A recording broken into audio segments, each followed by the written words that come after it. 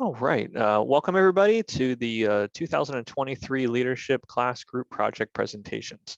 As we have people still joining in, I will take care of some housekeeping items in the background, and then we'll get started. So on behalf of myself as Chair of Leadership ITE Program Committee, our Vice Chairs who are with us today, Sarah Patterson and Ana Maria Torres, Kathy Driggs as ITE Headquarters Lead, and Shelley Rowe as our Program Facilitator.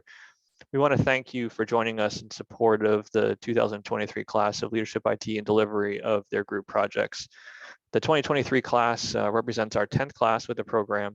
It's an exciting milestone that we really look to reflect on the evolution of the team projects as part of the overall Leadership IT experience. The project itself as part of the Leadership IT program is a key application element whereby each year we look for the participants to be teamed up with other members of the class. They're teamed up with those that may be from different backgrounds, different geographies, different employer types, and even different personality types through the business DNA that we establish in the class to really actively exercise the skills from the program, as well as engage with and receive mentoring from ITE leadership, whether that's ITE board of direction, it could be council leadership, ITE staff, and even leadership IT alumni. In addition to the skills application, these projects also serve as a platform and vehicle for each team to advance an actionable effort that's aligned with ITE's strategic vision. And these projects historically have launched notable developments with tangible results for ITE, resulting in continued engagement with the program from the participants well after graduation. So as we get set to hear from this year's 5 projects teams, just a few housekeeping items. During the presentations, we ask that only the team presenting have their video on so that we can allow for a viewing experience that is focused on the team and hopefully limit any bandwidth viewing concerns. So at this point, all attendees, feel free to turn off your video and mute your mics if you haven't already done so. Each team has up to 15 minutes for their presentation, which will be followed by roughly, a 5-minute or so Q&A period from the audience. So while you all as attendees are in listen-only mode during the actual presentations, don't think that we don't want to hear from you or don't want your participation. We're actually looking for your active support and participation, whether in the form of questions or comments during the Q&A time, to recognize the efforts of each team on their projects. To manage the questions and comments, we do ask that you use the chat pod off to the side. You can, submit either comments or questions to everybody. Sarah and Ana Maria will be here monitoring throughout each presentation and will serve as the moderators for the Q&A portion. So they'll kind of field and address the questions to each team or, kind of read off any comments that come through as well. So with that, I'd like to introduce Andrew to lead off with our first team, which is Traffic Delight. Andrew, feel free to share your screen and take it away. All right, give me 1 second here. Okay.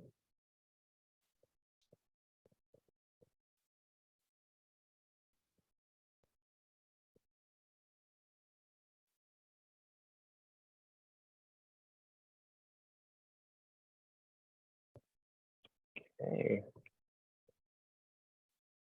Can everyone see my screen? You're good. Okay.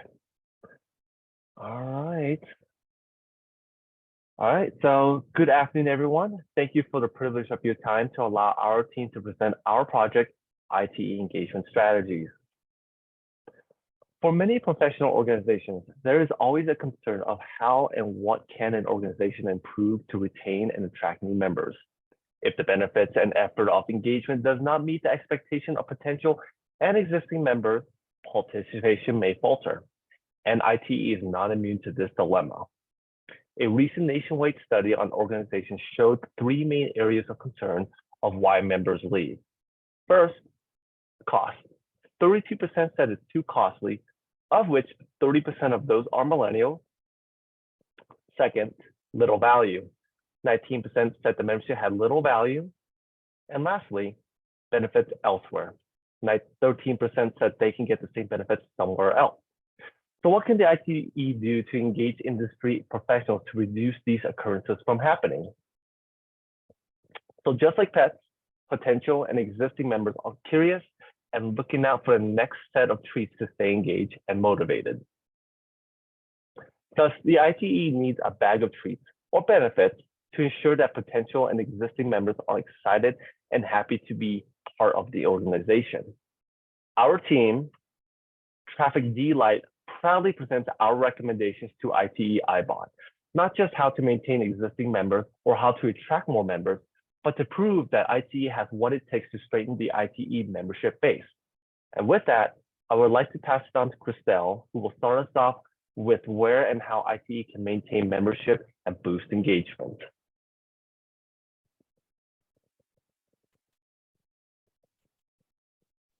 Sorry, I was on mute.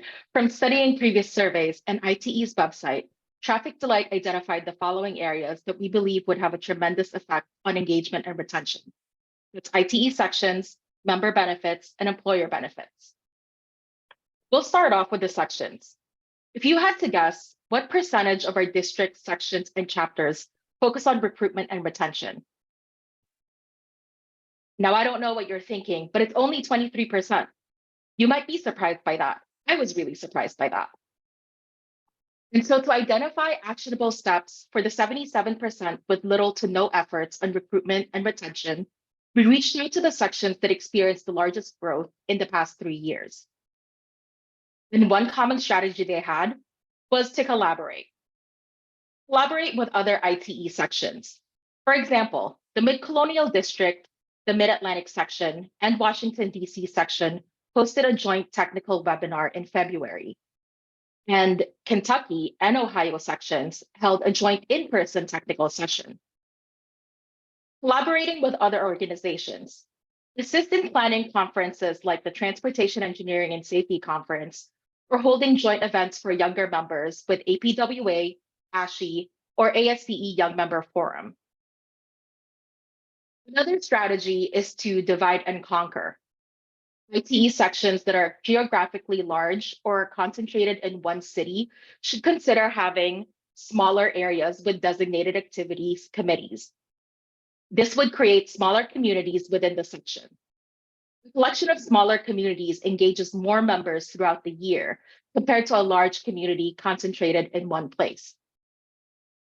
An example of this is the Mid-Atlantic section, which covers Pennsylvania, Southern New Jersey, Delaware, and West Virginia. And what they've done is divided their section into an East, Central, and West region, with each region having a chairperson or committee that plans smaller local events like golf outings, bike rides, or attending sports events. And within a year, their section holds between 10 and 15 local events across the 3 regions. Last but not the least is to support student chapters. The sections we corresponded with recognized that many of their leadership joined as students. So they encourage other sections to work in partnership with student chapters to have a greater continuity in transitioning students to full-time members. And now I'll pass it to Usman, who'll talk briefly about member benefits. Thank you, Christelle. Did you know that the #1 reason for not rejoining ITE was due to cost or employer not reimbursing membership dues? While this may be a common issue among membership organizations, we believe enhancing the benefits of joining ITE increases the value of membership for potential members concerned about membership dues. In that regard, our team has developed strategies to enhance the benefits of ITE membership. The first strategy is to enhance the perks to ITE membership to things that members value. For example, discounts on professional liability insurance, car rentals, or gym memberships. Now, you may be thinking what this would cost ITE. Do I need to give up my firstborn child, and so on? Well, there's already entities that offer corporate benefit programs for low or no cost to organizations. So Colleen and her team don't have to worry about trying to find the latest deals for members. The second strategy is increasing awareness of ITE benefits to show the value of ITE membership. The ITE benefits webpage should be enhanced to show how the cost of ITE membership pays for itself by reaping the benefits that ITE offers. And I want to emphasize this point over here because it's really important to highlight to potential members that the value of ITE membership is going to pay itself through the benefits that the ITE offers. And finally, We believe enhancing ITE member benefits increases the attractiveness of ITE to reach new members in key demographic areas, such as younger members who can bring new energy into ITE, and also for potential members who may have employers who only reimburse membership for one organization. And with that, I will hand it over to Andrew to talk about employer benefits. Thank you, Usman. I'm sure, as with many of you, including I, have often had to determine what path is best for the future. This is no different for employers and their firm or agency. Employers are often faced with a decision to determine which is the best organization to join, and that would provide the most incentive to their firm or agency. This decision may be difficult as organizations compete to recruit members. Or they decide they will be better off without a membership or no membership at all. But we hope, with all things considered, there is a straight and easy path forward holding a valued membership for ITE for employers. So how can we accomplish this? First, our team created a survey and sent it out to a variety of transportation firms and public agencies, asking what they did or did not like about ITE, what can be improved, or why they don't have a membership. Based on responses, our team have determined 3 strategies to enhance the employer benefits of ITE based on that. First, ITE should promote and/or designate an ITE champion program for an individual representing their agency or firm.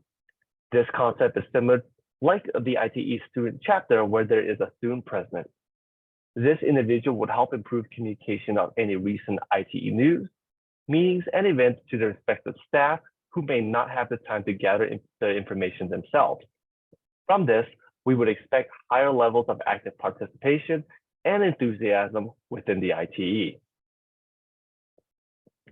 Second strategy is equal affordability. ITE should offer a similar benefit structure for smaller private firms, like we do for young members, focusing on disadvantaged business enterprises to bring diverse business and would enhance their networks. Furthermore, this will demonstrate ITE's commitment to its strategic goal of diversity and inclusion. This last strategy focuses on creating a consistent experience for all employers with ITE.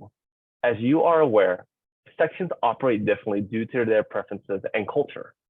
We envision a consistent approach by encouraging a senior leader of a public firm in each section to provide a presentation on a yearly basis. Presentations by public agencies held in public offices is a successful approach done by many sections, which creates a hub where both local public and private sectors come together. I will now pass it back to Christelle, who will be summarizing our project presentation. We believe that engagement is important when it comes to recruitment and retention.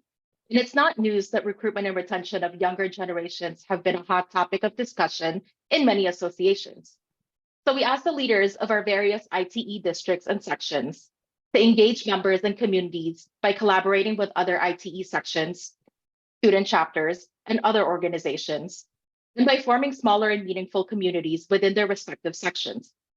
And we asked IBOD to strengthen member and employer benefits, to expand member benefits outside of professional development, and present these perks in the ITE benefits webpage to show how the cost of ITE membership pays for itself. We want members to realize the worth of their benefits and become champions of ITE within their workplace. We want employers of all sizes to realize these benefits as well, especially disadvantaged businesses. So there's no reason to wait before addressing the issue that many associations face. And with that, let's get engaging. If you have any questions or comments for our team, please feel free to type in the chat box. Thank you for your time.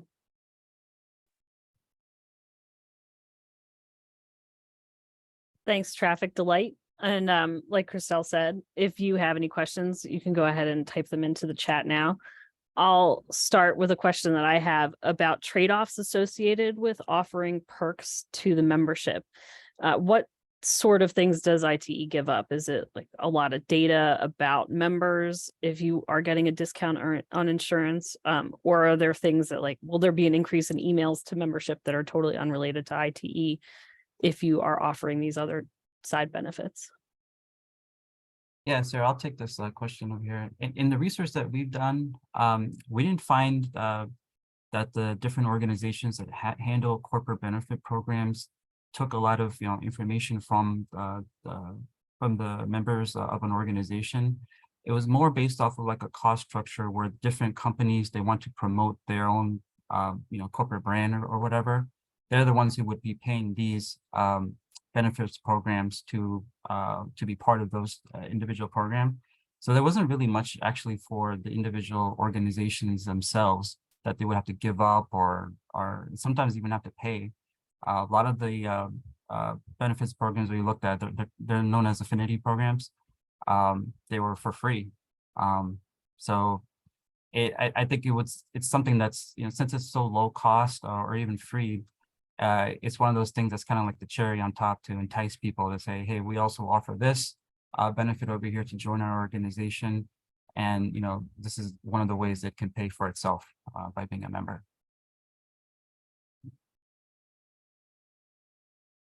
Thanks. And just a reminder, feel free to chime in at any time in the chat, or if you'd like to start a discussion, you can raise your hand. I have a question.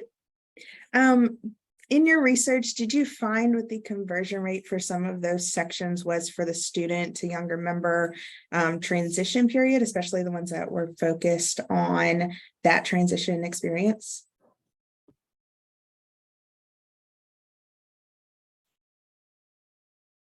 We didn't find a specific number, but we did hear a resounding, I joined as a student, it was more anecdotal. There was a general sense of there wasn't a lot of connection between the sections and the student chapters. And so one particular section that I spoke with, they were talking about bringing events to the university and collaborating with the student chapter and holding events, as opposed to asking the students to come to a particular section event.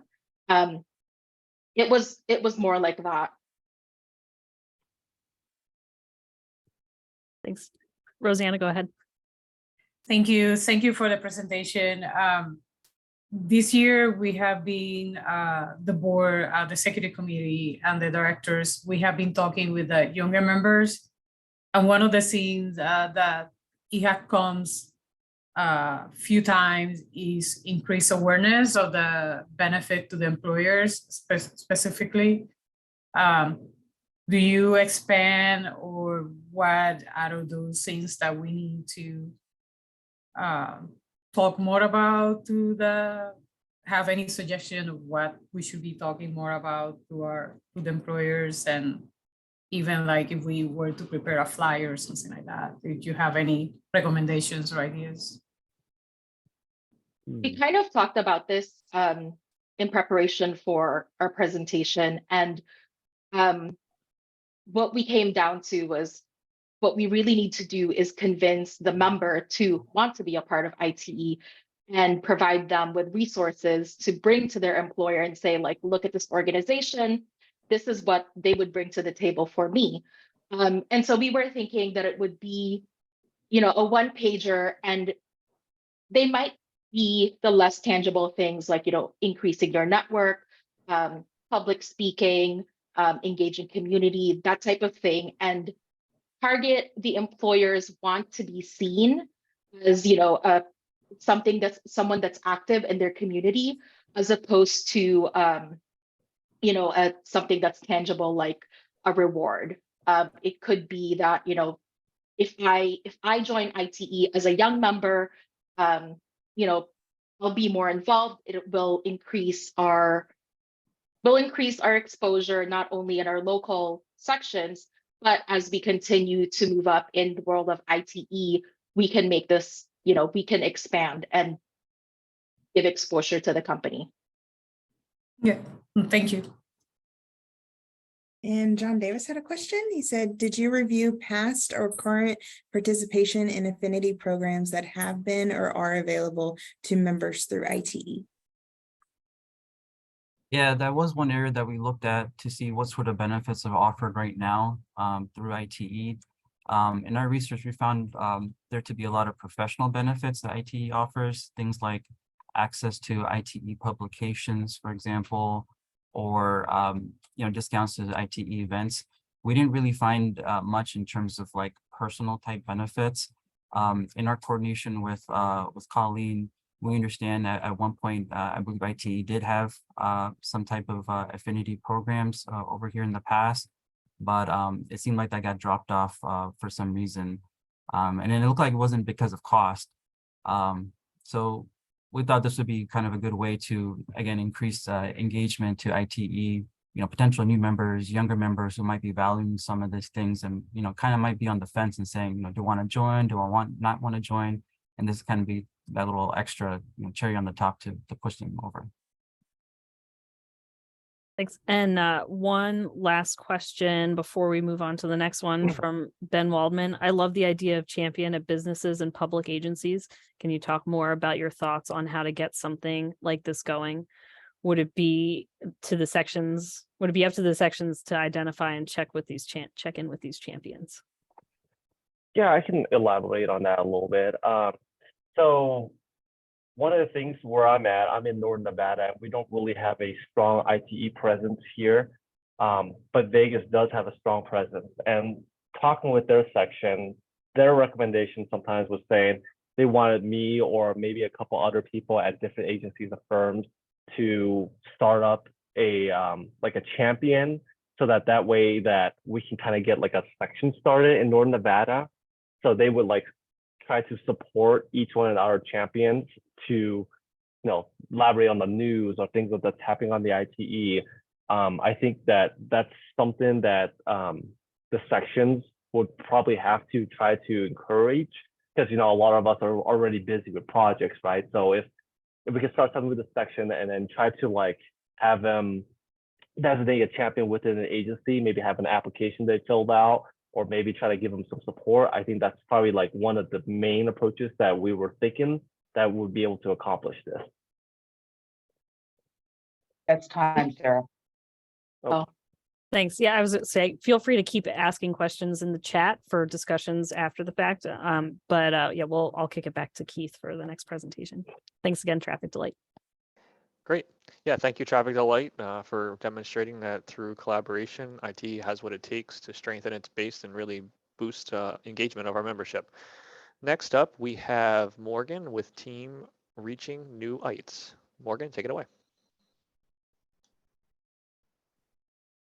Hello, everybody, and thank you for taking the time to attend our Leadership ITE presentation today. We're excited to present about new member engagement. As we think about the new members of ITE, they are part of what makes this organization great. They are the backbone of ITE. It was so exciting to celebrate 17,000 ITE members earlier this year. What a big milestone for our organization, and one that we've been working hard on. In order to keep ITE a vibrant, relevant, and worthwhile organization, we need to engage our new members right away. Our new members, after all, are the future of our organization. How do we engage them right away, you may ask? We would like to recommend 3 strategies to engage new members.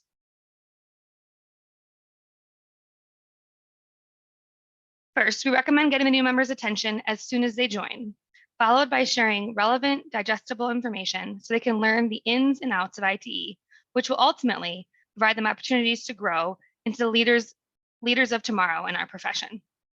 The ITE website is a great resource for all ITE members. Today, we'd like to show you how applying these 3 strategies to the ITE website will result in focused information that leads to increased engagement in the new members of ITE. We are reaching new ITEs from the Leadership ITE class of 2023, and we were once new members too. So let's jump right in.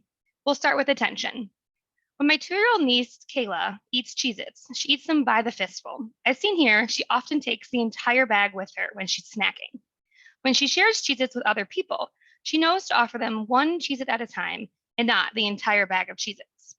As you think about how we engage with ITE new members, we need to direct their attention to the Cheez-It that we put in front of them and not the entire bag of Cheez-Its. Imagine you joined ITE several weeks ago and you're just now finding time in your busy schedule to explore all that ITE has to offer. Maybe some time has passed since receiving your new member welcome packet. Maybe it got lost in the pile of emails we seem to get every day, or maybe your organization's email server just blocked it entirely. So where do you go next? Well, we live in the digital age, where knowledge is available at our fingertips through the internet. As a new member looking for answers, you will certainly find yourself on the ITE.org homepage at some point. And this is where our proposal for increasing new member engagement starts. The ITE website probably has all the information you would ever need to become an ITE genius if you dedicated enough time to it. But time is the most scarce of our resources. As a new member, you're on a mission for information tailored specifically to you, the new member. And if you don't get it, it's only a matter of time until another distraction pulls you away. So which link do you click on? Join ITE? Well, I've already done that. Pay dues? I don't want to do that. What's an e-community? Should I click there?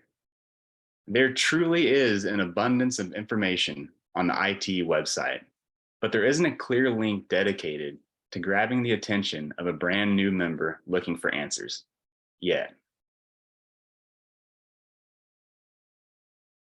This new member link is the delicious, salty Cheez-It cracker we'd like to give to the new member. As you can see here, we've added 2 new links to the ITE webpage, accentuated in green to stand out on the screen. The new member link is always at the top of the screen, no matter which page of the ITE website you're on, aside from the Learning Hub and e-communities, of course. However, if a new member is using the Learning Hub and e-community, you may no longer need to refer to them as a new member. It sounds like they're pretty well plugged in. We've also added another link under the membership dropdown to simply match the format of the rest of the website. Now, we like the idea of adding both links, but each provides some degree of effectiveness just on their own. And ultimately, details such as this are up to you, ITE staff, to decide on. Talking about information, have you ever felt overwhelmed information or intoxicated? Or my son Gian has. I gave him a bucket full of mega blocks to play with, and you can see how he reacted. He felt lost and didn't know what to do. Well, once I showed him how to use those blocks to create something meaningful, like this ITE locomotive, that got him intrigued, and he started to play with those blocks on his own. Likewise, for our new members, once we get their attention, providing them tailored and relevant information could really set them on the path of engagement that leads to their success and the success of ITE. So remember, the information already exists as Jason displayed on the ITE website. You know, we're trying to take those building blocks and kind of consolidating that and trying to figure out how can we give them the most relevant information when they need it most, right? As a new member, you know, you go into the ITE website with all that information, you know, you kind of figure, where do I start, right? So this is where our proposal comes in with our new member webpage. The idea is if we can consolidate all this information, then eventually these new members can increase their engagement with ITE. So we have it broken down, our proposed webpage, into 4 different sections. We'll start with connecting locally. Maybe as a new member, you're trying to figure out, do I belong to a chapter if I'm a student? What section do I belong to? Or maybe what district should I be participating in? And also even figuring out, wow, there are different levels of ITE. Well, this is where it kind of explains to the new members the different breakdown and if they choose to engage locally. Then the next section we have is connecting digitally. Maybe they want to participate, but in a more virtual sense. So through this section, it explains what is e-community? What are the different technical councils that you can participate in? Maybe there are different committees that you can engage in. So providing members another next step almost as to what you can do now with your new membership. The next section we have on this new member webpage is continuing education. Well, perhaps as a new member, you are interested in your own professional development. So what are the different professional development opportunities does ITE offer, such as different webinars and even drop-in sessions that are available on the website.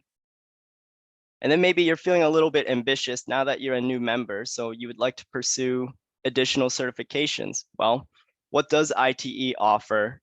Maybe even if I live in Canada or maybe another country, are there other certifications that I can pursue as well through ITE? And then, of course, in addition to our 4 sections we have on our webpage, we also have some additional useful links that we think are relevant to our new members, such as you can see there, the About ITE, what is the organizational chart, who are the key people at ITE that I need to be talking to for my different questions. Again, you can see upcoming meetings, different ways for me to get involved, and then even a career growth with Career Center there to help if I need that as well. Again, all the text and the pictures that you see on our new member webpage, this is all subject to change. These are just items that we think are most relevant for a new member webpage, but of course, these can be removed, added, or revised based on how ITE sees fit. And then as for the pictures, we decided to have a little fun with that and get a little creative and show our personal side as a team. Obviously, those pictures are going to change, but just placeholders to kind of show you what the new member webpage could look like if implemented. And again, this, with ITE updating its current website now, this gave us this opportunity to essentially pursue this new member webpage. Remember, the idea is we're trying to put new members behind the steering wheel, because eventually these new members are going to grow up and essentially become experienced ITE members that essentially will help drive this organization forward and then even help to grow our organization's membership. By engaging them early in a clear and direct way, ITE can empower new members with ease of access to the full range of benefits that ITE provides. If set on a clear path, new members will grow through participation in their section and district meetings, professional certifications, council and committee membership, and specialized programs such as Leadership ITE, eventually becoming leaders of ITE, maybe even on the International Board of Directors. Today's new members will become champions for ITE and lead the growth of the organization through recruitment of the new members of tomorrow. The strategy presented is simple and it's ready to implement. This is a golden opportunity to increase new member engagement. All we need to do is reach out and grab it. Thank you for the opportunity to participate in Leadership ITE and present on this important topic. If we can get the attention of new members in order to present organized and relevant information, we can empower their growth. We would like to give special thanks to our mentors who provided us with their expert knowledge and insight, Colleen Hagan, Pam Goodell, Ben Waldman, and Dr. Priyanka Alluri. And we will now take any questions that you may have.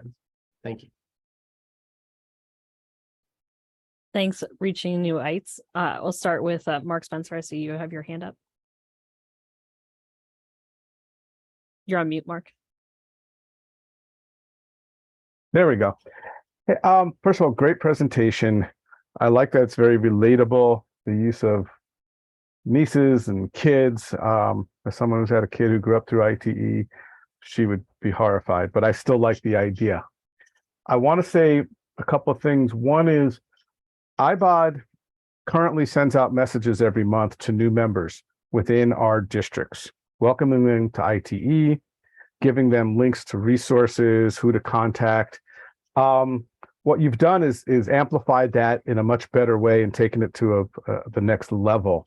In our messages that we send out, we usually say, hey, here's a link to the ITE wiki, to the ITE community. Here's who your district leaders are, maybe here's who your section leaders are. But I really like doing this through the website, through one click. And furthermore, if you click that, it'll say, oh, welcome, Joe. You are a member of this section in this district. Here are the local contacts for ITE in your section and in your district. It could actually do that part of it right away. One of the frustrations I think with the website is it's left to everyone to kind of navigate themselves and kind of jump around and figure it out. So you've taken a great idea in trying to help the new members navigate it when that's something that I think is really needed. So I really applaud you for doing that. And I think we can take that even further.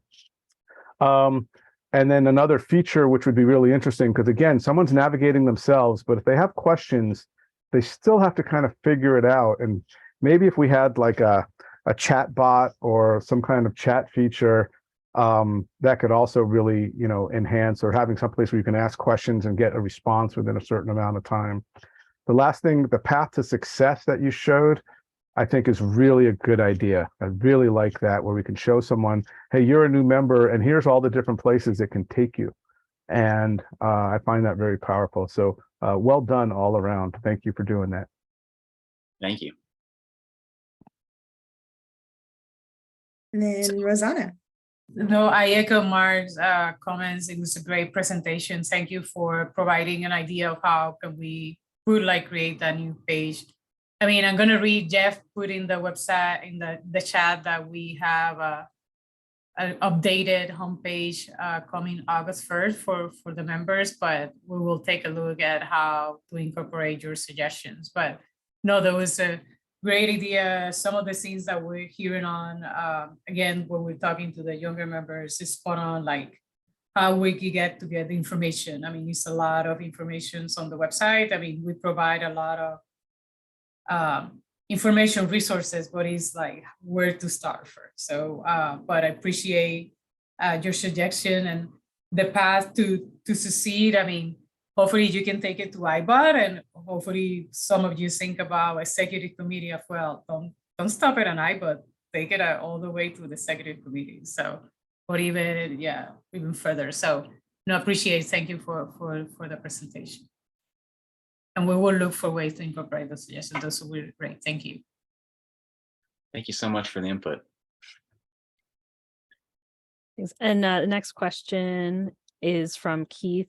Excellent ideas on to enhancing the new member experience via customer landing webpage. Thinking towards the future, did the group evaluate if other new member engagement platforms should be considered, such as an app that can increase engagement beyond the traditional website? So we didn't really talk so much about an app, correct me if I'm wrong, but what we did talk about was potentially some kind of like virtual portal that a new member would possibly like start by clicking a link, and it just kind of takes you through a series of steps, like a guided series of steps, like filling out your profile,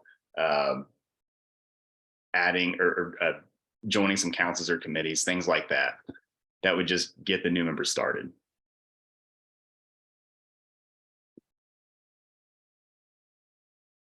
If anybody else has any input on that, feel free to chime in. And I have another question too. I was interested in how this team went from your beginning thoughts on what to do for a project and what you ultimately ended up with. Can you talk a little bit about how this project evolved from that first weekend in January to the presentation now? Sure. Marvin, I'll pass that one along to you. Yeah, I guess the whole idea when we were all in DC started because I was talking about my new member experience, and similar to what Jason was saying, right? Like we're getting all these emails, but what exactly is e-community? Are there actual ITE staff, or is everyone volunteers? What's the difference between these different levels? And as we went further along with our team and we presented the abstract, we were told it was a little broad.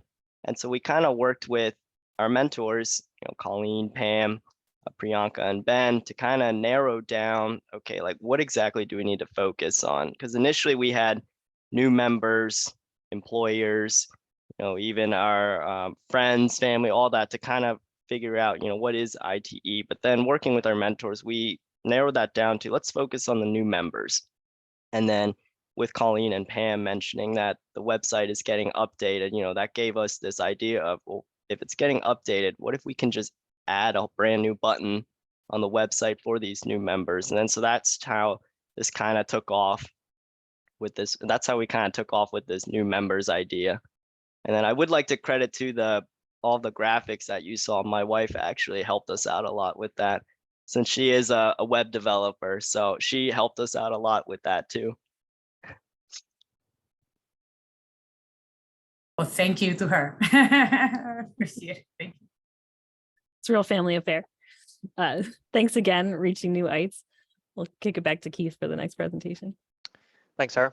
And again, thanks to Reaching New Heights. Again, I think focusing on new members, which is, really a critical driver of IT's growth, both, today and in the future. So that's really important. And I know that now next time I eat cheese, it's all I'm going to think about is IT website. So thank you for that one. But next up, we'll go middle of the batting order, which we have Pedram with Team Tripped Up.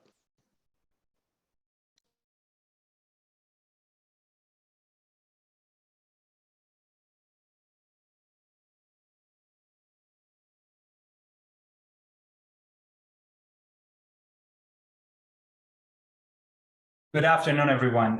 Brett? Yes, can everyone hear me okay? Yeah. Get started, okay. Team Tripped Up is very appreciative to present opportunities for further advancing what we feel is the gold standard and one of the key contributions of ITE to the engineering community and a considerable revenue generator for ITE.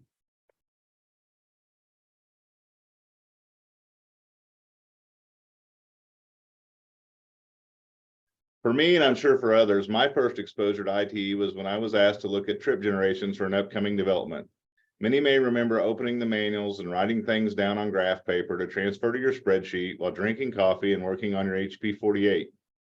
In fact, trip generation manual goes back decades, even during the days of smoky offices, plaid business suits, and maybe even having your favorite alcoholic drinks before quitting time. The trip generation manual has continued to grow throughout the years, becoming an online version leading the electronic age. Now, research of millions of data points can be done in seconds. The data is a pivotal piece in the modern traffic analysis software. No longer are traffic studies done in dark, smoky offices, but now can accommodate the changing working environments in the modern age. But a traffic study is much more than data. Trip data is ultimately used to determine the impacts of additional traffic from a development. This can often lead to significant infrastructure improvements. Ultimately, the data the manual determines a real expense to the developer, but it's not monopoly money.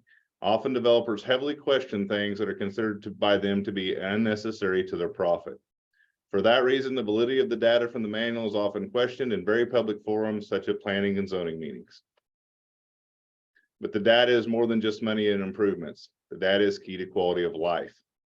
Sometimes businesses are allowed to open without proper infrastructure, causing impacts to delay and congestions. As we know, congestion is also a significant contributor to increased crashes and driver frustrations. While it may seem distant to some, the reliability of data in the trip generation manual plays a pivotal role in quality of life, economics, and public safety. Change is continuous, and in the last 3 years, we have seen unprecedented change. To put it lightly, the transportation industry is in a state of fluidity that we likely haven't seen since automobiles were becoming the norm in the 1920s. A lot of the workforce is now working from home, and as a result of this and other environmental factors, travel behavior changes are rapidly evolving. People now pursue grocery and food delivery, even sometimes delivered on an e-scooter. Also, data shows mobile pickup is up by 34 to 40% versus coming into places to eat like your local Starbucks or the Chick-fil-A we showed you previously. Alternate modes of transportation, self-driving cars, and other smart transportation technologies are rapidly changing the transportation landscape. These are just a few examples of the changes in behaviors of people that are affecting the accuracy of the data in the TripGen manual. With that, I want to turn it over to Pedram, who will cover our group's project and recommendations. ITE Trip Generation Manual is the gold standard manual in trip generation. With all the changes taking place in our industry and the industry that is evolving very quickly, it is important to keep the manual up to date with relevant data. ITE has tremendous resources. Our membership collects vast amount of data, We need to mobilize, to utilize these resources to improve the data quality and quantity in Trip Generation Manual. This will ensure that the manual will stay relevant and will remain the gold standard of our industry for many years to come. To have a better understanding how our membership feel about ITE Trip Generation Manual and how they know about their ability to submit data to ITE Trip Generation Manual, in collaboration with our advisors and ITE staff, we put together a 10-question survey and distributed through our network, LinkedIn and otherwise, to the IT community. We received responses from 26 states and provinces and 63 unique responses.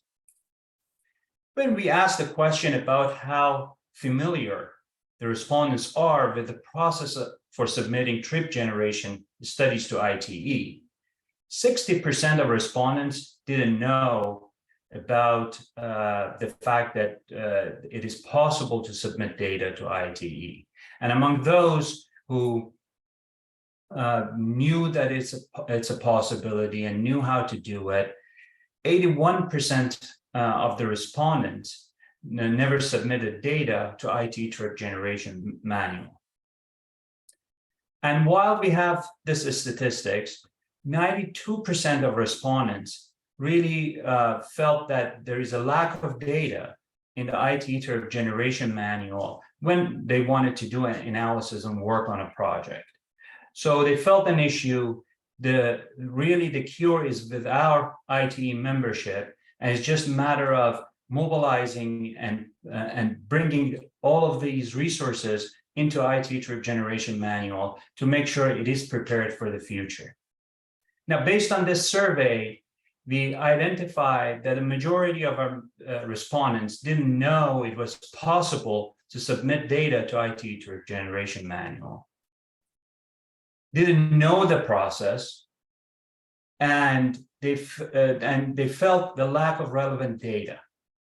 Now, based on these findings, and again in consultation with our mentors and ITE staff, we came up with some suggestions to improve the challenges for the future, to make sure that the ITE Trip Generation Manual will stay the gold standard and the main resource in this space in the future.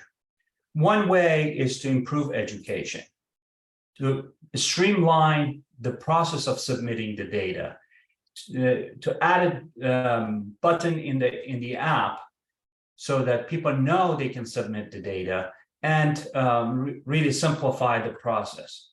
We gather the process is simple, but we need to communicate that to our membership. The other way is really to explain the process using videos or put together some information slides so that it can be presented as part of the district events and section events across the ITE community.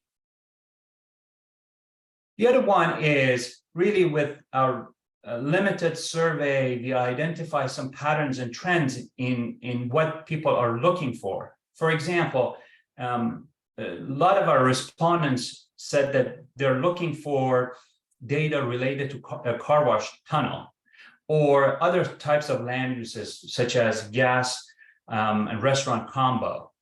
So we need to really focus on these areas to improve Trip Generation Manual for our membership. The other one is really to incentivize the data submission. The data submission, it's not a billable work, right? So what would be my incentive other than improving the quality of data in the Trip Generation Manual? So we have a few ideas to incentivize our members to submit data. One would be to recognize top contributors in ITE Journal. The other one is to create an award for top contributors in in terms of the quality and quantity of submissions as part of the ITE Excellence in Transportation Awards. And the other unique feature of ITE is our student chapters. We can have financial support for student chapters to conduct desktop studies, to collect trip generation studies that are available on the internet, or to go to a specific land use and collect the data, which would be a great team building activity for our student chapters. Since the days of drinking in the office until today's modern home office, the ITE Trip Gen Manual has evolved with the times and has been an impactful part of the engineering community. However, things are changing more rapidly than ever. Technology in the modern world is rapidly affecting the way people travel and obtain their goods and services. We mentioned it before, but the Trip Gen data is much more than just for a traffic study and impacts everyday quality of life. This makes having more current and relevant data in the Trip Gen Manual more important than ever. We truly believe that the ITE Trip Gen Manual will continue to be the gold standard in the industry. Team Tripped Up suggests that the amount of current relevant data in the manual could be improved by improved education of the process to submit data, focusing on the low-hanging fruit in terms of data needs for current uses in the changing modern world, and by incentivizing data submission to increase data in the manual. We just want to close by saying thank you to ITE for the opportunity to participate in this year's LITE class. Also, we want to say thank you to our advisors and IT staff who work diligently on the Trip Gen Manual every day. With that, we'd be happy to answer any questions you all may have.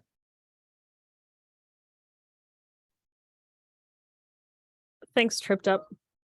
I'll start with a comment from Mark. The Western District runs a data collection project every year for our student chapters. It's pretty successful overall. My question to the team is, do you think that this is also a data collection issue, or do you think that the data exists, it's just not being submitted?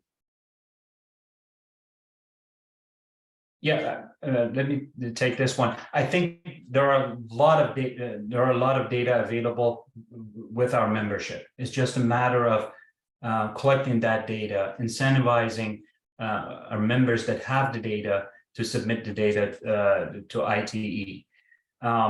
What we heard in the survey was that the data doesn't belong to our members, and they need to get permission from the client to submit. I don't think that that's a major barrier. Really, that if the will is there to submit the data, if we incentivize it, people will get the permission to submit, and also IT staff may be able to assist in getting the permissions required to submit the data. There's no really personal information associated with the data, or there shouldn't be any issue with anybody to not give the permission to submit the data. Thanks. So I did have a question. I know that we recently saw, I think it was a competition for the parking generation manual.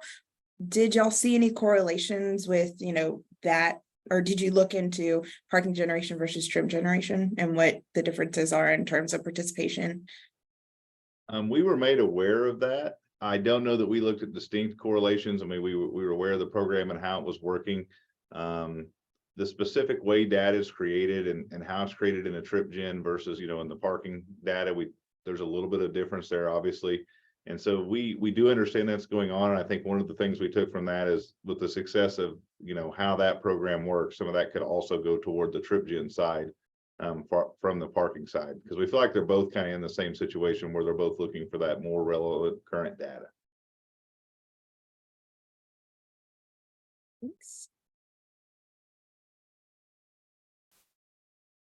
Again, if there are any questions from Keith, are there any available partnership opportunities with big data clearinghouses?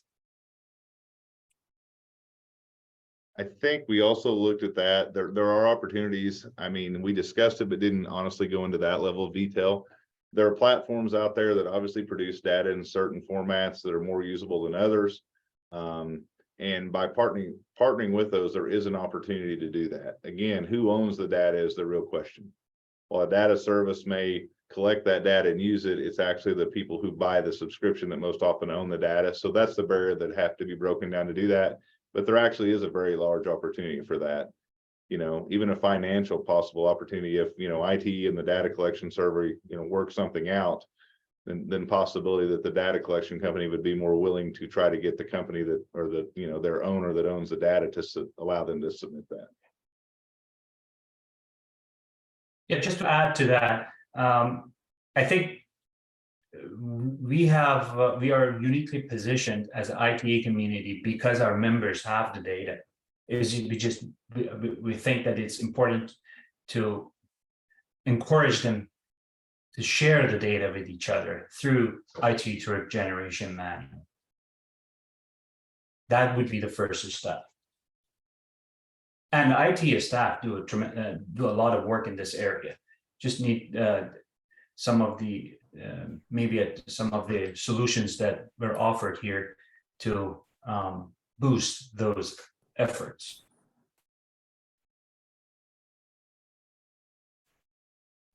Thanks for the presentation. Definitely something to look for the future as we continue to grow and, you know, as an organization. And things that continue to change that like you indicated there, you know, I mean, with this hybrid world and stuff like that. So we'll have to, in a few years from now, I mean, see if this is the trend that is still going or there are some changes that we need to take a look as a profession.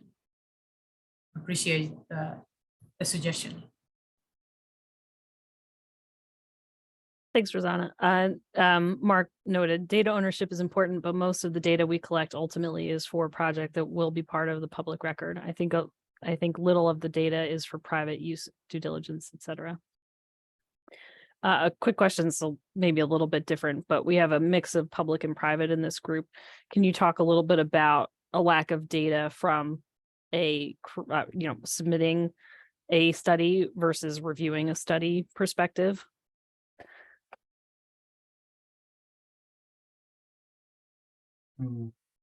Sarah, so specifically, what are you asking? Like the difference between like what we would see as a government, like a city that I work for with the data versus PagerDuty who might take that data in for part of a traffic analysis?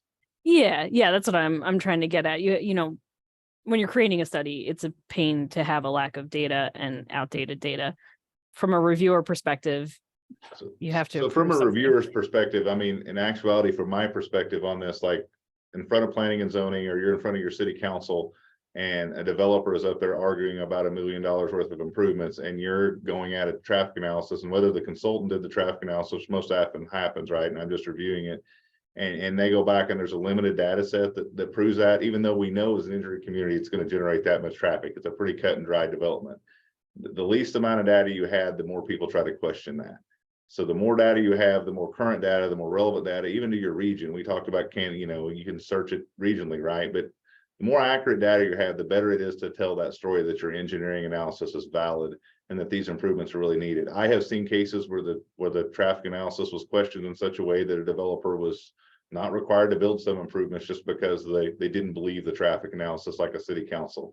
And that wasn't necessarily from a lack of data, but it has come up where the data is questioned in a lot of cases.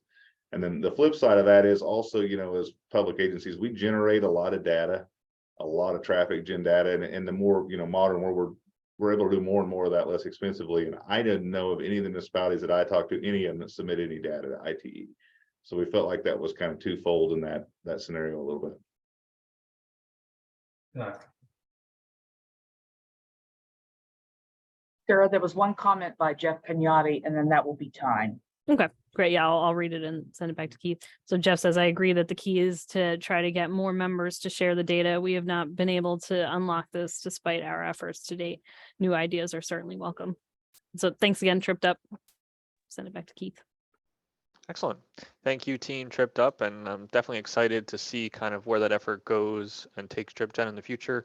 As Rosanna noted, also just to see how that continues to evolve trip generation with the evolving times and different multimodal aspects, etc. All right, next up we have David with Team Bright Light. David, take it away.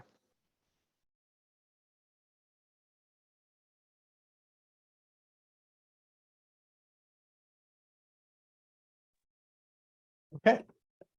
Well, thank you for the opportunity to present. Today, the Bright Light team is excited to present our team presentation. So let's get started.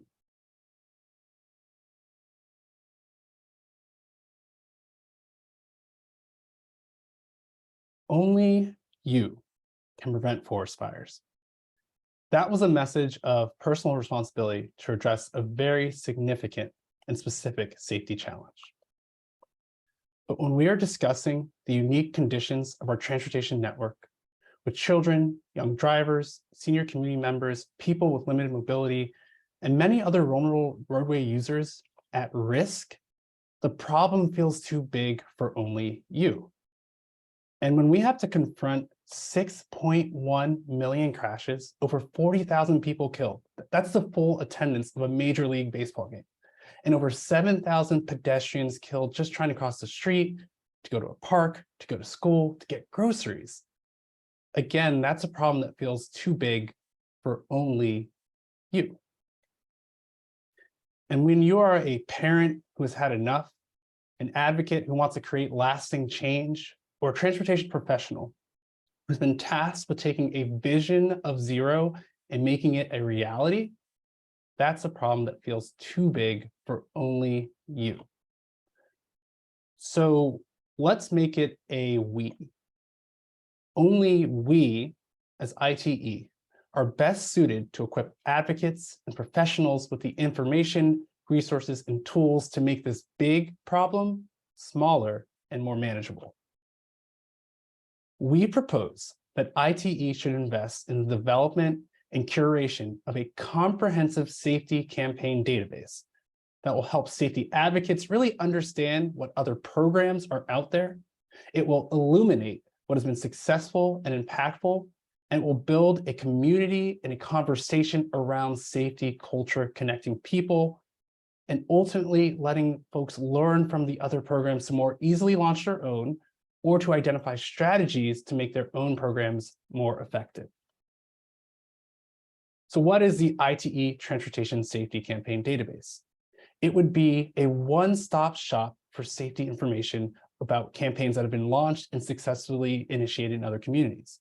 It would connect people seeking information and guidance with those best equipped to provide it, and would better position ITE to continue to be a leader in all things safety. Simply, it would be something that is organized, connected, and allows ITE to lead. So let's think about the Transportation Safety Campaign database as a go-to database. As a go-to database, it will be organized, accessible, and intuitive. We think about this as a tool that's organized. No more random Google searching or rifling through old folders in search of a new idea. That doesn't make any sense. In our initial research, we had a hard time finding campaign information. And even when we found information, we noted that a lot of critical data wasn't available. How much did the campaign cost? How successful was it? What lessons were learned? We couldn't parse between what was new versus what was old, what was ambitious versus what was successful. There is a definite need for organization and consistency. We think about the database as being knowledge that you can carry around with you, accessible through a mobile, responsive website, both for data entry and for database search. So it's information not held by one person, but instead shared with all. We also think about the database as being intuitively designed, allowing people to search and filter by the safety issues or context that's relevant to them and to their communities, and then to easily share what they find and learn with their colleagues.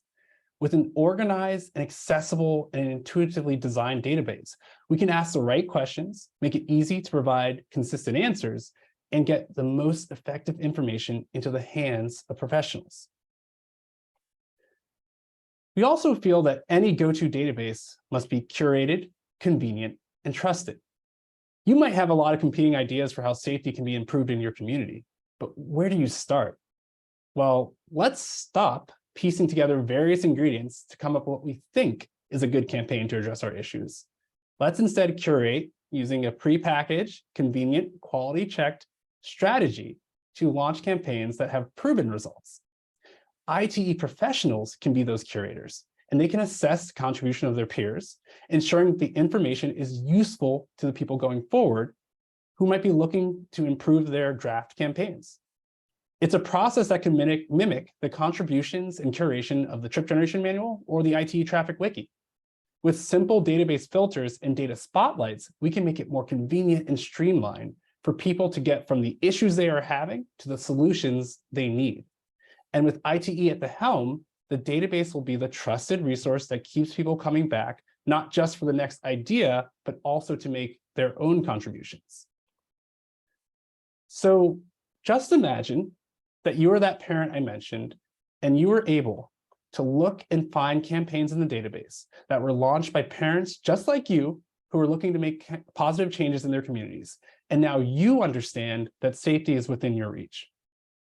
Just imagine that you are that transportation professional, and with the database, you have found the perfect campaign that's just what your community needs. And now you have access to the people to call, the budgets they used, and the strategies that they use to assess their performance.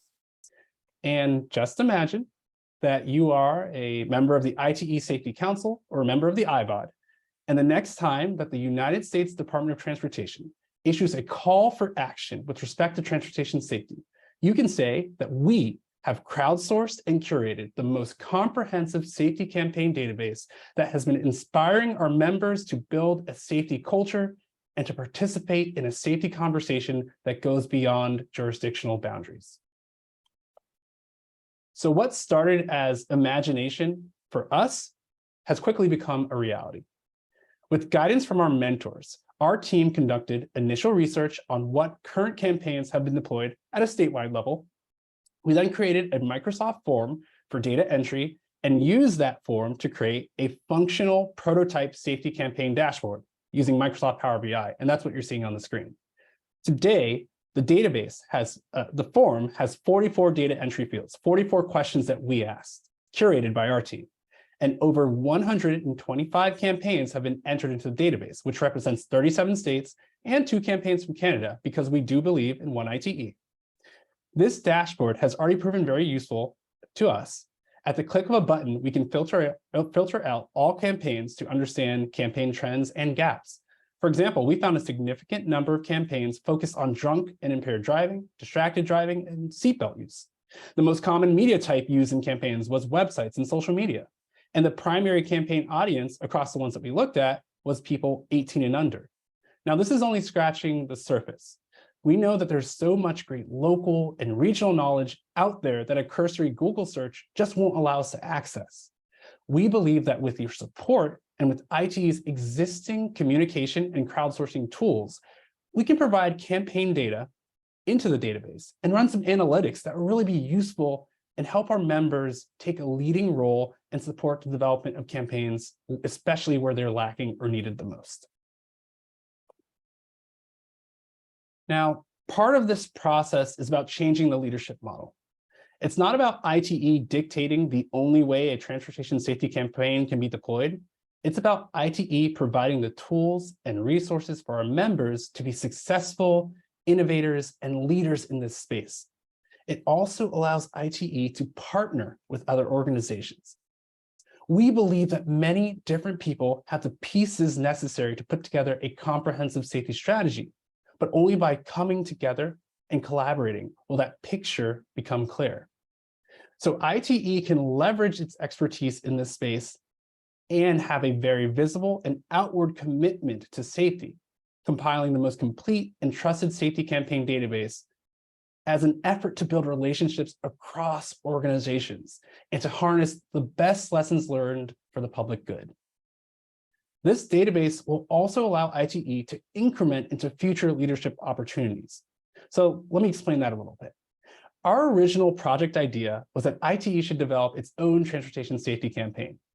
Now, with counsel from some of our team mentors, we wisely took a step back and said, the first thing ITE needs to do is get a lay of the land, understand what campaigns are out there and what gaps exist, and then share that information out to strengthen the work of our members. Now, we still believe that with deliberate investment and curation of this database, ITE can one day identify where the best opportunity exists to create its own campaign, but we want to start where it's important to start, at the beginning and with this database. We should also say that the information created in this database would really serve to strengthen the ITE safety certification programs, the safety strategies endorsed by the Traffic Safety Council.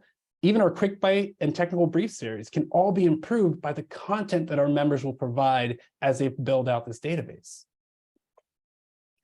We know that this effort is going to require time and work from our staff, from our councils, our committees, and from our members.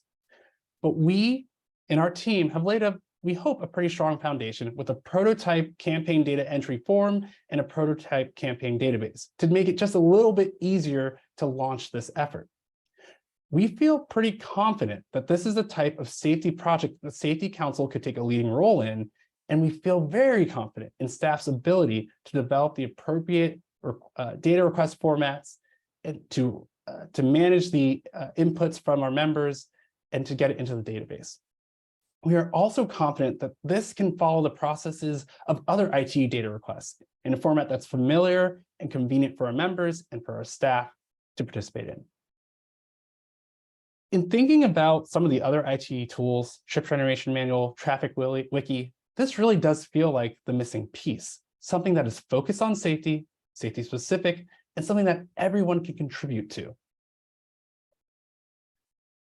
We believe that ITE can organize a comprehensive transportation safety database.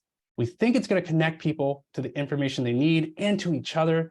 And we know that if ITE leads the way, it can inspire participation and demonstrate a commitment to safety. Safety that will be at all of our fingertips. So as we close our presentation, Sam, Cole, Jennifer, Josh, and me, David, really want to leave you with a simple hope and an ask. Now, the hope is not ours. It's theirs. It's the members of our community who wish to enjoy travel, entertainment, employment, time with family without the risk of transportation catastrophe. And those hopes are placed firmly on our shoulders as transportation professionals. So our ask then is that we work together to advocate for transportation safety across the board. So let's make it a we. No longer only you, but only we, ITE, are best suited to equip advocates and professionals with the safety information that makes a difference. Only we can create and curate this necessary safety campaign database. And only we can take the big challenge of transportation safety and make it smaller and more manageable, one database entry and one campaign at a time. Thank you. And we're ready to engage you on this important safety initiative. Thanks, Bright Light. I'll start with a question from Jeff. Did you research or coordinate with the Governor's Highway Safety Association and or the National Highway Safety Administration? Safety campaigns are typically funded by federal funds administered by NHTSA and administered by staff in the Governor's Highway Safety offices. Sure. So I'll start the answer to that question. We did research. We didn't directly coordinate, but we did pull research from NHTSA. We looked at their kind of compilation of safety strategies to kind of get an understanding of what was started at the federal level and then being pushed out to the state or local levels. And that did form the backbone of many of the strategies that we saw at the statewide and local levels. But we did note that there were some independently developed strategies. Maybe they were funded federally, but independently developed strategies that did not use those tools. And so what we're recognizing is there are a lot of good thoughts and thinking out there, and we want to make sure we can compile and collect all of that. And David, if I can add as well along those lines, as you can probably imagine, IBOD members, that we were trying to be very thoughtful about which external partners we engage at this stage in the process. If this project is picked up by the IBOD and by the Safety Council, absolutely, we will want to coordinate with those other external partners, but wanted to at least get these first steps taken care of.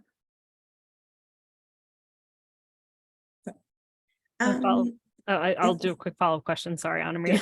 No, you're good. Why would ITE be better positioned to take on this responsibility instead of GHSA? So one of ITE's missions is to be the leading voice in transportation. to do that, I think we have to take on the tough challenge of transportation safety.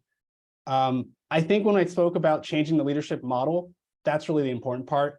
It's not just that we feel that we'd be the best, it's that we want to be the best. We have a passion for this. It's part of the reason why a lot of us got into this work. And I think even in the way that our project developed, and various team members here can jump in if they want, what became clear was we really wanted to do something that was meaningful, and transportation safety feels like, as I talk to all of my colleagues, it seems like the thing that's the most meaningful for us. And we have access to the data, both the hard data, but also some of the behavioral stuff that's really important as well.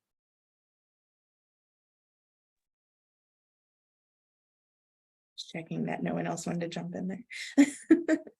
I wanted to ask, so we talk about making this this information or this dashboard accessible. Would that still be limited to an ITE membership, or would that actually be open for public information? So this is a question that we went back and forth on as our team. And also, again, we're not trying to define the entire parameters of this. We want to make sure that we leave room for the future committees or councils who take this up to define some of that. We think there's value in opening up the expertise and voice and counsel of ITE to a broader community. But again, if we're following the patterns of, say, the traffic wiki and trip generation, we know that these are tools and strategies that are also internal to ITE. So I think that's a conversation that could be had. You also can imagine that if we open it up, the access to it to a broader community, we also may strengthen the input of data as well.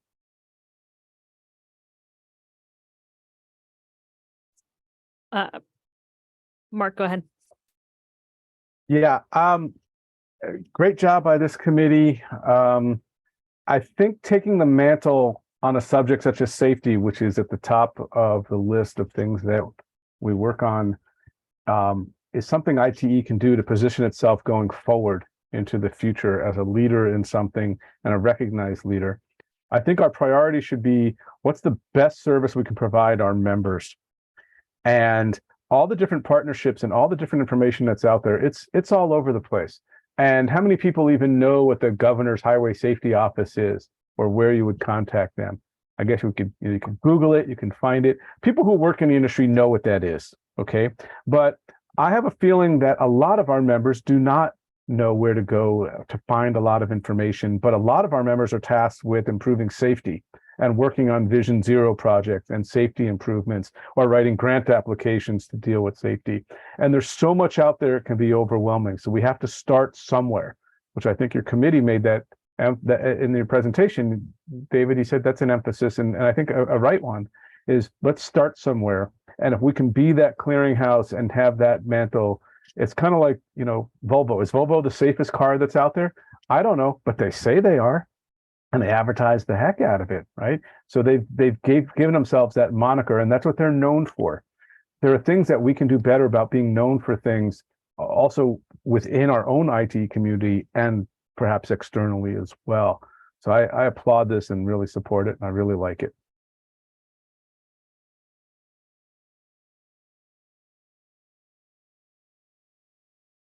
Thank you for that feedback, Mark. A quick question about the amount of effort that went into building the database and adding stuff to the database. Can you talk a little bit about how long that took and how long it'll take to add? Sure, I'll bring some others in. Maybe Cole and Sam, you can talk about either developing the form or the Microsoft Power BI itself. Yeah, no, I'll take the lead on talking about the data. I mean, the survey building, I'll let someone else talk about that, but because that did take some time. As anyone that's worked on surveys, you got to be very particular on how you word them and the input that you're trying to gain from someone. But the actual database itself, I mean, just extracting that from the survey, extracted it straight to an Excel sheet. And we started working with the Excel sheet, and we quickly found that there probably is an easier way to work with this. So we started bringing in the Power BI. Once we actually started getting integrated with Power BI, and be honest with you, watched a couple of YouTube videos, it actually started to take off, and it actually wasn't too difficult to put together. And it's pretty easily transversible amongst the team. If we wanted to be able to open it up, the same file on different laptops or whatever the case would be, but the actual building of it wasn't terribly difficult for people that really don't have a lot of experience with the Power BI platform. But ultimately, if anybody has experience or if we gain more experience, we could make this even better, honestly. Yeah. And I guess I'll say, we developed the way we developed the survey for ourselves, of course. We were like, well, what are all the questions we'd want to know? And I think we probably ended up with 60 some questions. And again, I said we ended with 44. So we had a back and forth about what are the most essential questions and then what could be a follow-up. Once you get that point of contact, once you get their information in, and then you create those connections. So it was a little bit of a back and forth, a little bit of collaborating amongst ourselves. The research itself took time because we tried to look at every single state. And then, it's only as useful as it is organized by the state, or the jurisdiction, and it wasn't that organized. So that's why, this is not the right path, right? It's not one person, one team researching and Google searching. We need to crowdsource this. We need data to come towards us, and then we can curate it. And we could probably do both, honestly, but I think the idea is this has to be a two-way street and a partnership with our members. Time, Sarah. Okay, great. I'll kick it back to Keith then. Thanks again, Bright Light. Thank you. Thanks, Bright Light. And again, thanks for the reminder that together we, the 17,000 members of the Institute can be impactful in not only a successful safety champion, but also developing tools for our members like the database that was shown. So our final team that's batting cleanup today, we have Team Enlighten with Enlighten starting off with James. James, take it away.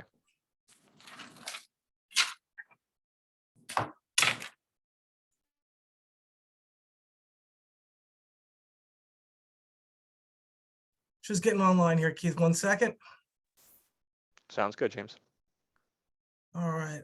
I believe everyone can see my screen. We can. All right.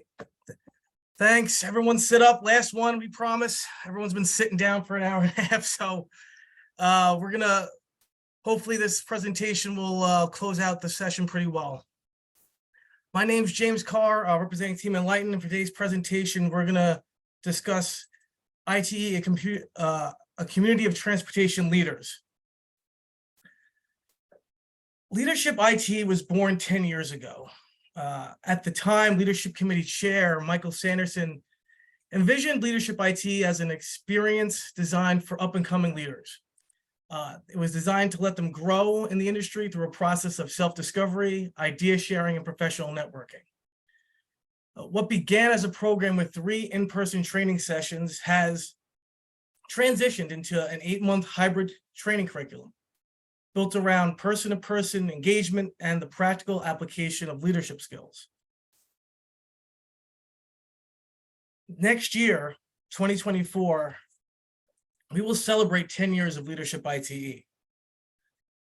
Over 200 professionals have participated and graduated from the program. And in that time, those 200 professionals have served as the primary tool for promoting and improving the program's worth to the remainder of the ITE community.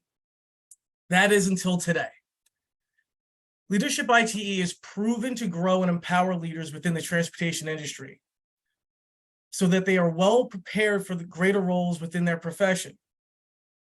Our team's excited today because we get to share what we've learned about Leadership ITE, but also provide you with the tangible evidence about how and why Leadership ITE is successful.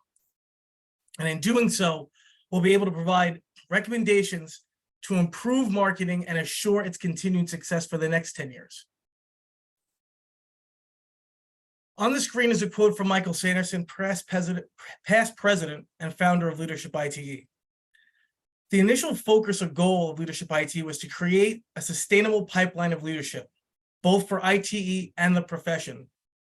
This leads into the need for our research. So what is the need for this project? Looking ahead at the next 10 years, we identified the available applicant pool was the primary problem facing Leadership ITE. Anecdotal evidence suggested applicants and graduates were primarily comprised of members already within leadership roles within ITE. Survey responses supported this conclusion. 50% of current alumni of Leadership ITE were previously involved within ITE at the district, section, or chapter level. With that understanding, the question we faced is Is there a sufficient applicant pool? But more importantly, how does Leadership ITE attract more people to create that sustainable pipeline of leadership? So the best way to do that is to make the program more accessible. To this end, we ask these 3 questions. Why do members apply to Leadership ITE? How is it successful? And how does it attract future leaders? So what did we do? The primary task was developing a survey of alumni covering all aspects of their experience, from application barriers through program satisfaction. Our team received 178 total responses, over 76%. The response rate was our first indication the program provides tangible results. And it also displays the commitment of the program's alumni, which is a theme you'll see throughout this presentation. Following the survey, we reviewed and analyzed participant responses, looked for the most important trends to identify the tangible benefits, and used the survey responses to create data-driven recommendations. So what did we learn? What were the results of our research? We isolated the data findings into 3 categories to answer the 3 questions we asked. Why do members apply to Leadership ITE? How is it successful? And what makes it attractive? So question 1, why do members apply? On the screen is a testimonial from feedback we received. This testimonial highlights the value the program provides to the network of professionals and how it allows you to network and get experience with professionals from different areas of expertise, regions, and generations. So what was the primary outcome of the research? Our survey identified the primary motivation for individuals applying to the program is personal growth. When asked to rank their top 3 desired outcomes, the participants reported communication, self-awareness, and adapting for others as the top 3 desired outcomes of their participation in the program. This aligns with the overall goals of Leadership ITE, indicating the program can successfully market to each individual.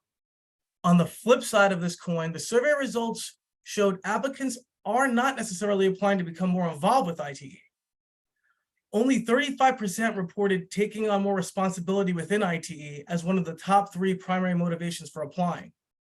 While this may seem discouraging, we'll revisit this in a few slides. The most overwhelming result of the survey was how much referrals impact applications. The graphic on the screen shows 8 out of 10 applicants were referred to apply, which means only 17% of applicants apply without being referred. This result, combined with the response rate we discussed earlier, illustrates the power of the alumni, but also identifies why the applicant pool may be limited. We believe the program can embrace the power of the referrals, use the reach of the alumni community, while also optimizing other areas of marketing to increase the overall applicant pool. And we'll also revisit this later in the presentation. So question number 2, how is Leadership ITE successful? All programs which are successful adapt and improve over time. Leadership ITE has shown that over its 10 years of existence. The program successfully addressed barriers, specifically time and cost. Time and cost were reported as the top 2 barriers by alumni. By switching to a hybrid format, Leadership ITE has lowered these barriers by reducing travel demands and lowering costs. This increased program satisfaction.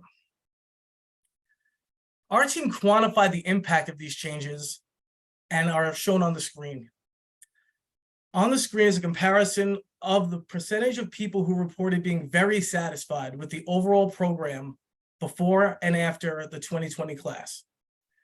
The program reported more participants being very satisfied with the overall program, its return on investment, and the program leader following 2020, which is an indication of Leadership ITE's ability to adapt with the times. So what does this all mean? Leadership ITE creates industry leaders. It's imperative to drive home this program is not a revenue generator. It's an investment by ITE into its members with the goal of creating industry leaders. Our research allows us to say with certainty the program is effective at meeting this goal, with 91% of all graduates reporting their experience with Leadership ITE helped advance their career. Recalling back to a previous slide, we identified increased involvement with ITE was not a motivating factor for applying. However, it turns out it is an outcome. 72% of alumni stated that the program influenced them to pursue new leadership roles within ITE, as compared to 35% who said it was a motivating factor. These two percentages are shown within the graph inset. This really emphasizes not only do participants get a return on an investment from Leadership ITE, but ITE is getting returns on its investment in its members. So what makes Leadership ITE attractive? The greatest asset of this program is its alumni. We are becoming bigger and bigger as a group each year. As I stated earlier, the commitment of the alumni is a theme that we found throughout our research. And this quote really drives home the commitment of the alumni. So what's next? We believe it's time to refresh Leadership ITE marketing strategy. The first thing we want to do is state that the information presented by our team today is only the tip of the iceberg when it comes to the data we collected. There are a series of tangible outcomes Leadership ITE can market to its members and its employers. Some will be provided as part of our final deliverable, others require additional evaluation, specifically employer benefits. We collected 32 employer responses, but they require additional evaluation. This should be the first focus of the Leadership ITE board, is continuing what we have started. The other three outcomes focus on a revised and refreshed marketing strategy. One is focus on personal growth. The current perception of the program is it's designed for individuals already within ITE leadership roles. This perception is somewhat supported by the fact that over 50% of applicants were already involved in ITE, as well as by the referrals that drive the membership or applicants to the program.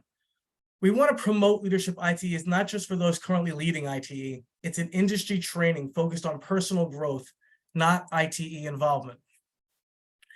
The second ask is to incorporate satisfaction metrics into advertising, specifically those referencing how it'll advance your career.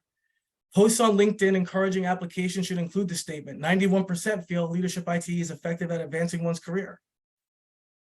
And the third and most important is connecting with the alumni.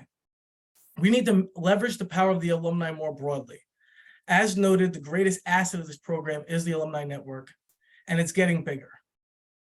Our team proposes to conduct video testimonials and interviews of Leadership ITE alumni. Through our surveys, we found 58 alumni willing to be part of this process, as nearly 100 more willing to support local recruitment initiatives and participate in focus groups. So what did we learn from all this? Leadership ITE is unique. It's the only program designed for transportation professionals by transportation professionals. And that's how it distinguishes itself and supports the careers of all participants, building a community of transportation leaders. Leadership ITE is ITE's best kept secret. It's time for us to sell the ITE community on how this program will help them join the pipeline of transportation leaders. I want to end my presentation with a quote from Michael Sanderson. There are a lot of places you can take a workshop in the skills of leadership management, but those only get you part of the way there. To become a leader in the profession, you need a go-to network of other engaged leaders that you can lean on. And that's where Leadership ITE shines. With that, we'll open it up for questions, please.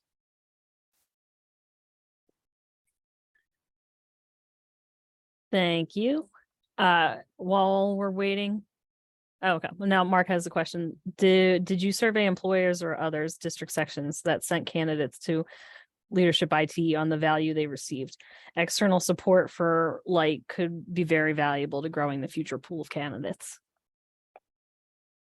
Surveys were sent to alumni, not to district sections that supported. There was a survey of employers. We did receive feedback from that. I think the in-depth evaluation of employer benefits is the one area where more research is needed. There's definitely a window there to figure out, okay, it's good for the participants, it's good for ITE. Why should the employers get their participants involved? So I think that's definitely the gap in where the marketing is right now. But we have responses from them, and we're going to present those in our final deliverable. Hey, James, I can jump in. So in the employee or in the alumni survey, we asked each alumni who their employer was if they had a name and an email address. And so we took all of those email addresses that the alumni provided, and we sent a very similar but targeted employer survey to their employers. And those are the 32 responses we've received back, but haven't yet looked at. Great, thanks. Nate has a question. Go ahead.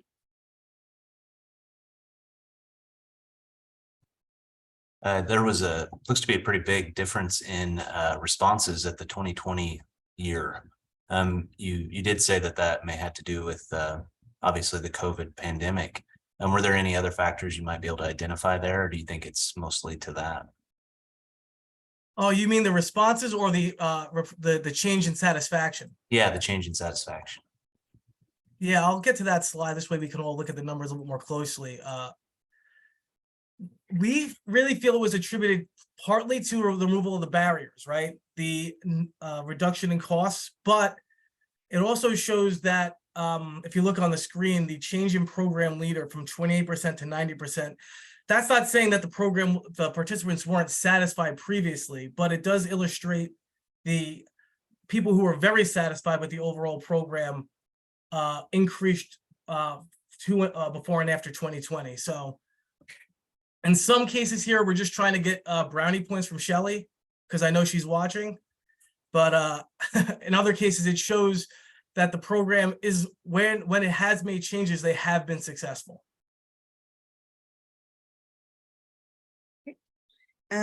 Jeff Pignati says, excellent presentation, insightful research. Did you at all consider looking beyond the light model? We have heard from some members and employers that the current program format only reaches a small number of IT members, and that perhaps we should pursue more broadly available leadership trainings. That's interesting. So one of the things we did see in our survey responses was we opened up the comments from alumni, and some of the comments did reference that a smaller, more maybe direct to home version of Leadership ITE to reach more masses would be beneficial, or something to consider to expand the program moving forward. In other aspects, I think that perhaps the problem is that the program is kind of viewed as only for certain types of people within ITE.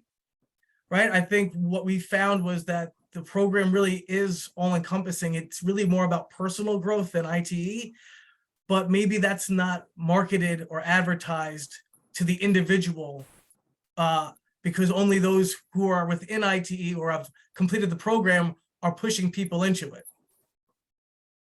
So there's definitely some room to evaluate that further, but it could be portioned just of the applicant pool is really just from those already involved in ITE.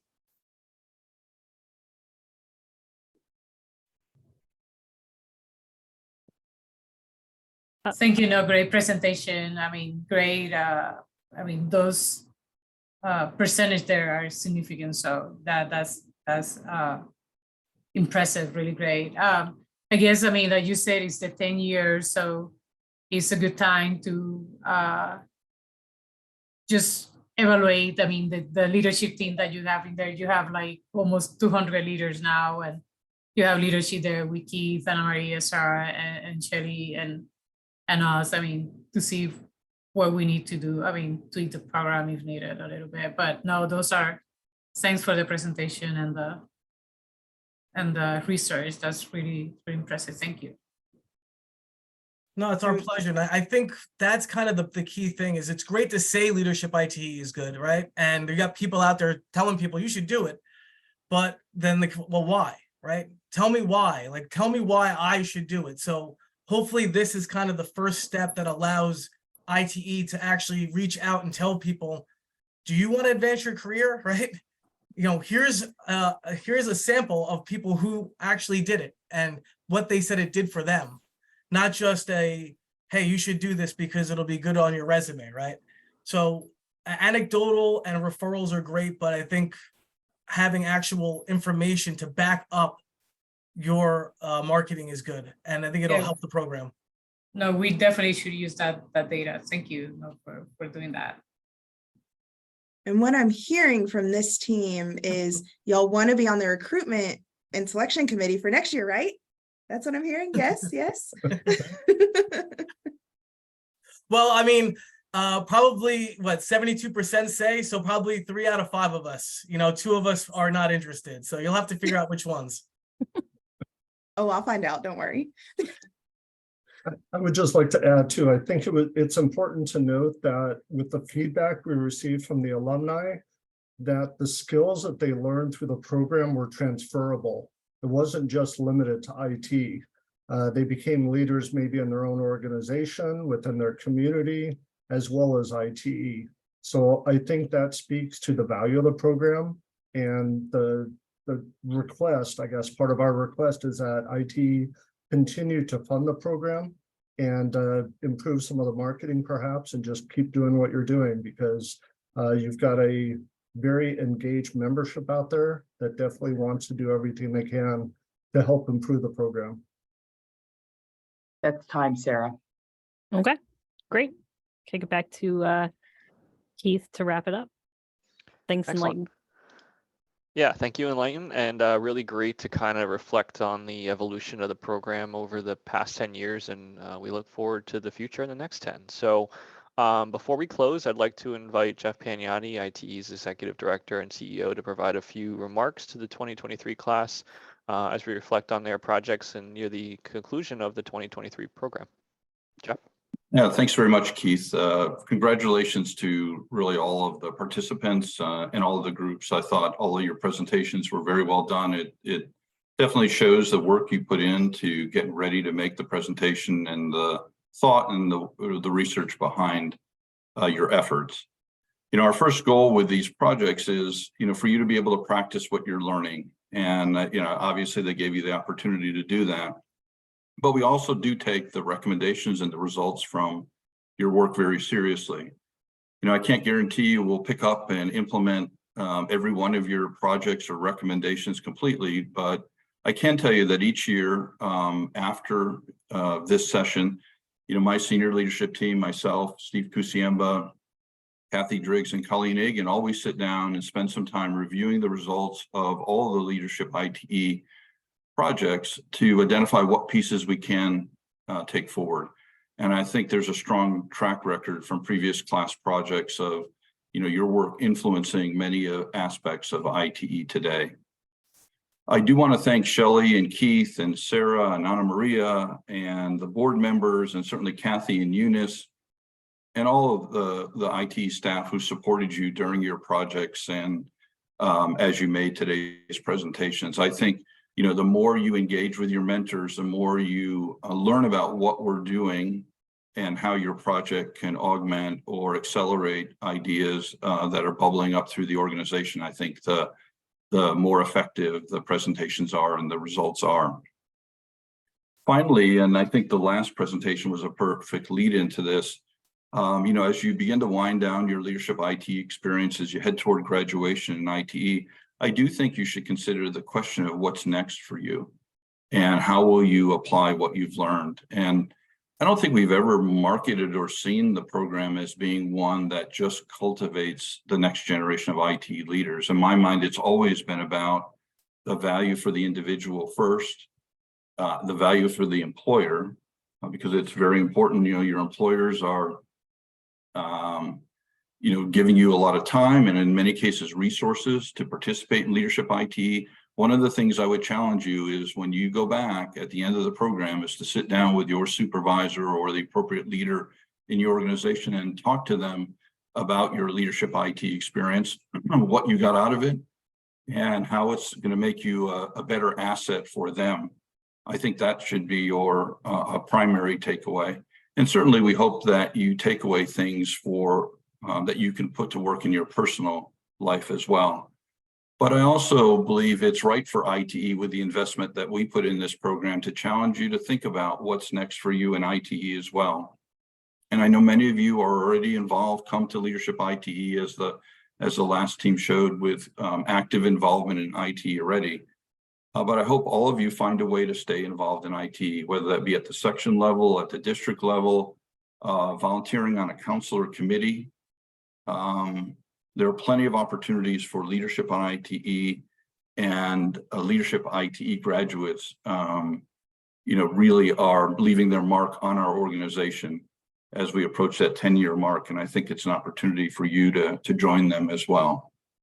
So again, thanks for the opportunity, Keith. I appreciate the chance to listen in today and to share a few thoughts. And I look forward to seeing all of the leadership IT class in Portland in a month or so. Thank you, Jeff, for those kind words. In closing, we really appreciate, the efforts of all the teams in delivering their final presentations with their projects today, which exemplifies one of the many immersive learning opportunities afforded, by the Leadership IT program. Today's presentations really mark a milestone in the overall lifespan of these projects, but it's just a point in time. And as Jeff noted, we look forward to kind of seeing where these projects progress in the coming months. Following the presentations today, you've heard a couple of teams talk about it. The recording, as well as any supplemental materials, research, et cetera, that they have, will be posted on the Leadership ITE website later this month. So feel free to check those out and share them with somebody you may know or you think would be a good candidate for the program. We're soliciting candidates right now for the 2024 program. Applications are open and close on September 15th. So more information can be found on the Leadership IT website, obviously, but definitely, one of the many aspects of the program that we like to highlight.